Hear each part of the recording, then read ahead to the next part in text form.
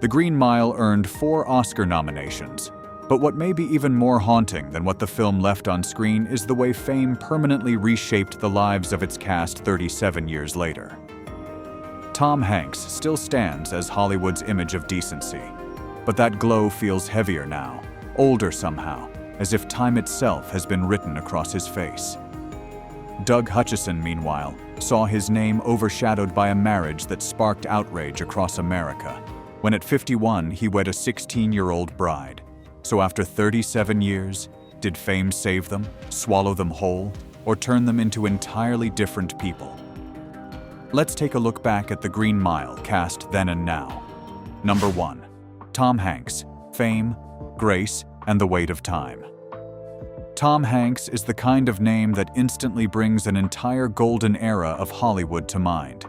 It is no accident that for decades he has been seen as the face of American cinema at its very best. Big, composed, trustworthy, and almost impossible to replace. In The Green Mile, he does not need to do anything flashy to take hold of the film. Tom Hanks's Paul Edgecombe is remembered not for explosive outbursts, but for the weight he carries in every look, every silence, every moment he stands at the uneasy border between the law, mercy, and guilt. That is Tom Hanks's particular kind of star power. He never has to demand your attention, yet he always makes you believe. And once Hollywood gives the world a face like that, audiences almost never forget it. There was a time when Tom Hanks was more than just a major star. He felt like the standard of an era, the kind of actor who made people believe that no matter how noisy or cynical the world became, there was still one man on screen who stood for decency, steadiness, and those old-fashioned values that somehow still felt beautiful.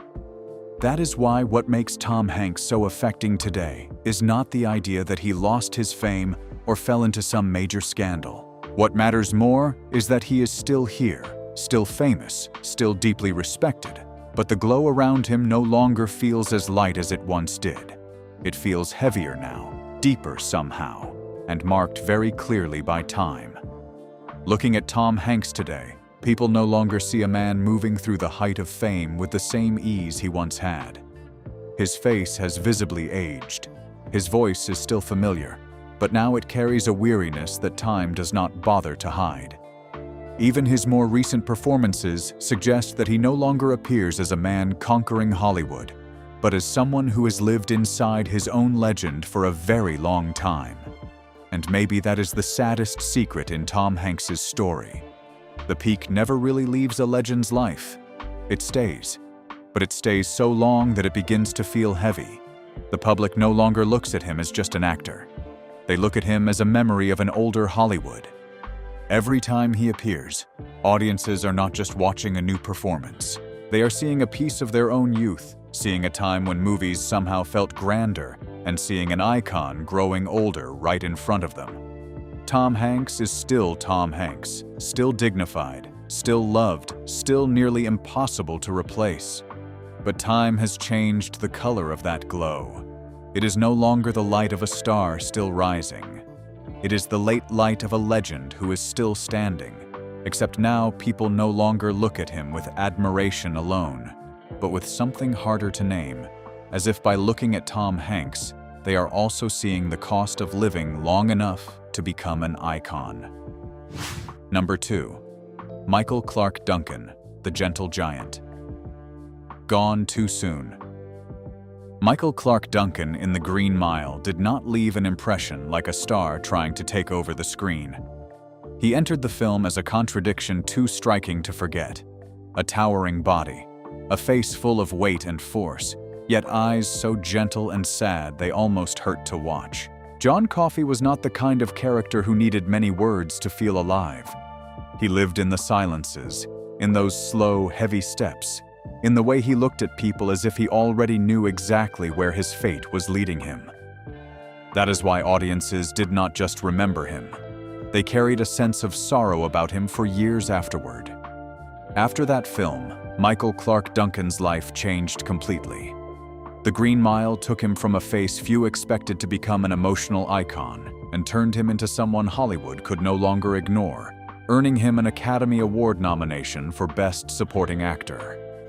In that moment, he felt like proof that movies could still create real miracles, that one role powerful enough could pull someone from the margins of show business and place them directly into the memory of millions. But that was also where a strange kind of sadness began, because it felt as though he reached his peak too quickly, too powerfully, for the rest of his career to ever fully escape the beautiful shadow of John Coffey.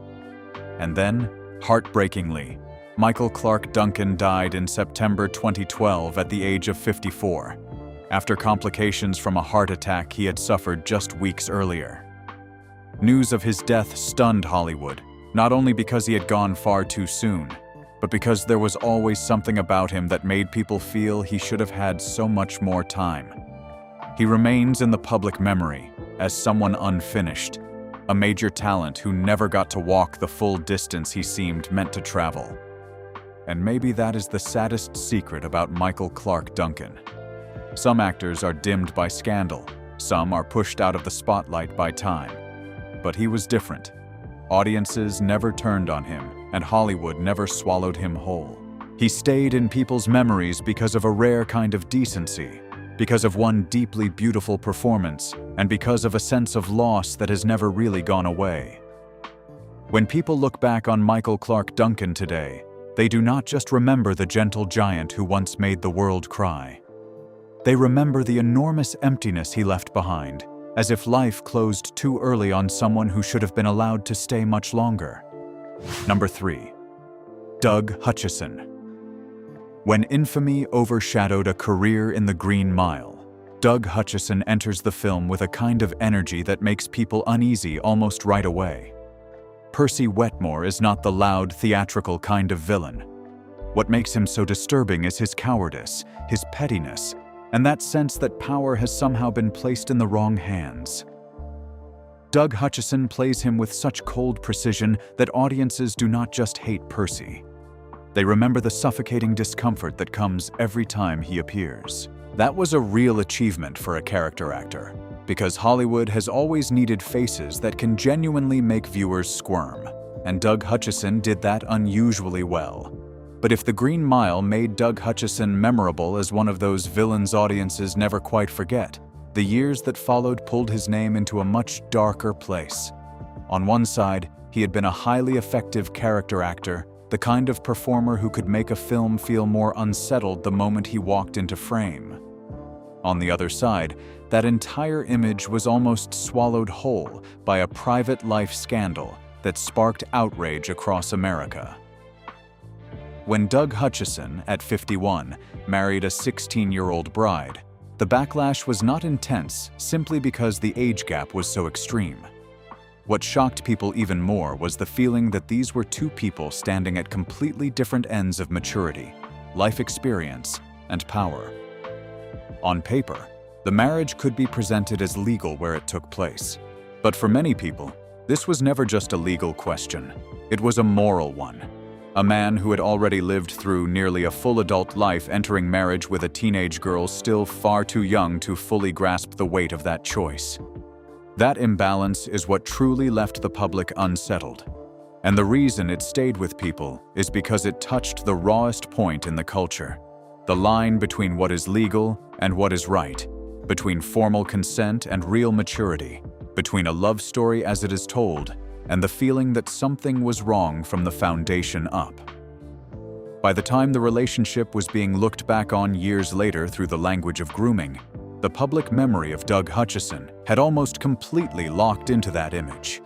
He went from being an actor who made audiences uncomfortable because of a villain he played to a name that made people uncomfortable for a much darker reason in real life. Number 4. Sam Rockwell. From wild energy to prestige. In The Green Mile, Sam Rockwell arrives like a force completely out of step with everything around him. Wild Bill is not just violent or insane.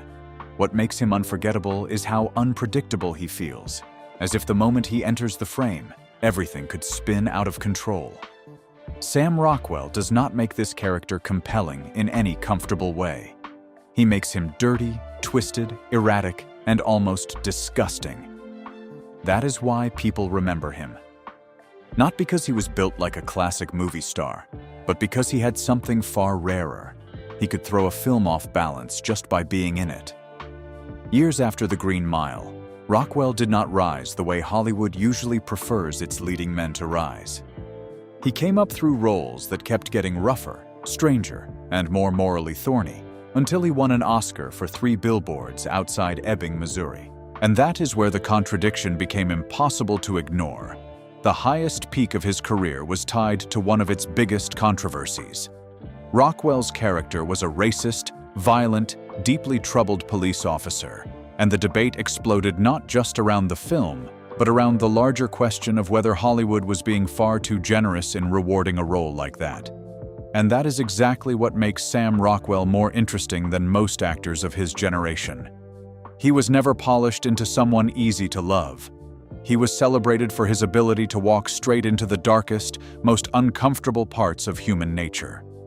From one angle, that is a triumph of talent. From another, it reveals something colder about show business. Hollywood often praises the actors willing to touch the ugliest parts of people, even when those very roles leave audiences divided. Number 5. James Cromwell, aging boldly, defying Hollywood's silence. In The Green Mile, James Cromwell is not the kind of actor who needs to do too much to stay in the audience's memory. He has a very unusual kind of presence. The quieter he is, the heavier he feels. Just standing in the frame, he gives the impression that the entire film has suddenly gained another layer of cold, rigid authority. That is also what has always set James Cromwell apart from so many actors of his generation. He is not a star in the explosive, attention-grabbing sense. He is the kind of face people believe, and once audiences believe him, they tend to remember him for a very long time. But what is even more interesting is what came later. James Cromwell did not age by softening, stepping back, or settling comfortably into old glory. If anything, the older he got, the more he came across as someone with no interest left in the polite silence Hollywood tends to prefer from its veteran figures. He kept acting. He kept the respect of the industry. But alongside that, his image became more and more tied to protest, public demonstrations, speaking out, and a very clear belief that fame does not mean you have to stay obedient. And that is exactly where James Cromwell became memorable in a completely different way. He is no longer just a veteran actor preserved in the memory of The Green Mile. He has become the kind of person whose image grows sharper with age, whose personality becomes more defined, and whose voice only gets louder. Looking at James Cromwell now, what lingers is not the feeling of a legend quietly drifting into old age. It is the image of a man who has lived long enough to stop being afraid of speaking up. And that is what gives his later years a weight that feels different, and in some ways even stronger than his youth. Number 6. Michael Jeter. A fragile talent. The world lost. In The Green Mile, Michael Jeter did not need to dominate the screen to stay with the audience. He gave Edouard Delacroix a quality that felt strange, heartbreaking, and so fragile it hurt just to watch him. In a film filled with larger, heavier presences, Jeter left his mark through the character's trembling, anxiety, and sheer humanity. He did not make Delacroix feel larger than life. He made him feel small, in a way that made his tragedy even more painful. Off-screen, Michael Jeter carried that same fragility with him. In the late 1990s, he publicly shared that he was HIV positive, and he also spoke about being in recovery from alcohol and drug addiction, all while living through an era when Hollywood was far from gentle with people who seemed vulnerable or different. Michael Jeter died on March 30th, 2003 at the age of 50. At first, there was uncertainty around the cause of death, but later biographical sources reported that he died after suffering a seizure. So in many ways, the answer to "where is he now?" is really an absence. He did not grow old alongside his fame. He remains in the audience's memory as a singular, delicate talent who left too soon, before anyone could fully see how much farther he still might have gone. Number 7. Barry Pepper. The star Hollywood never fully claimed. Barry Pepper in The Green Mile had exactly the kind of presence Hollywood usually assumes will turn into full stardom sooner or later. He was not overly loud, and he did not need to steal the frame, but he had a deeply cinematic face, a rugged intensity, and that feeling that something inside him was always being held back.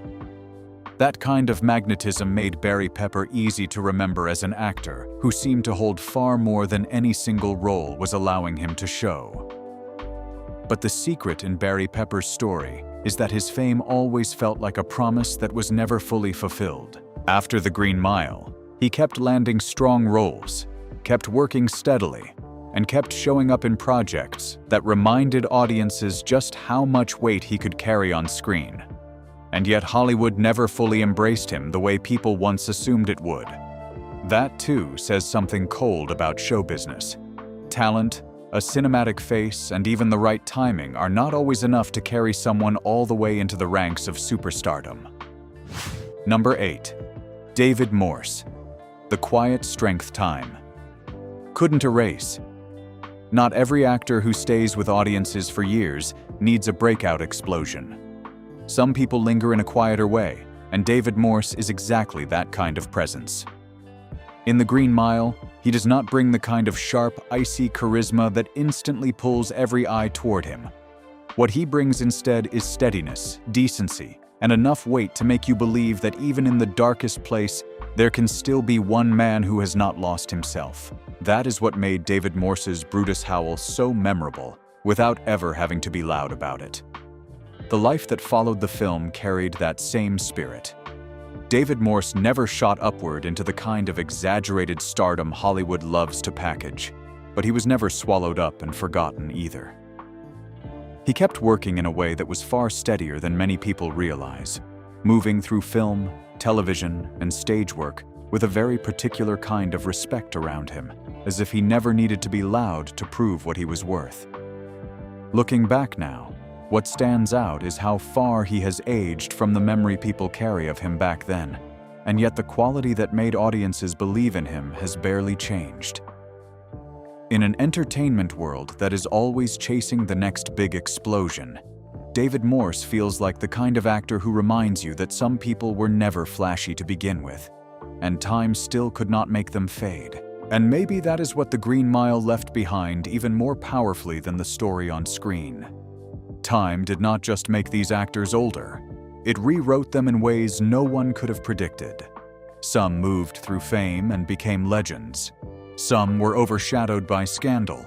Some left too soon. And some lived quietly long enough to become a different kind of memory. If this video made you see The Green Mile cast in a different light, don't forget to like, subscribe, and stay with us for more Then and Now journeys ahead.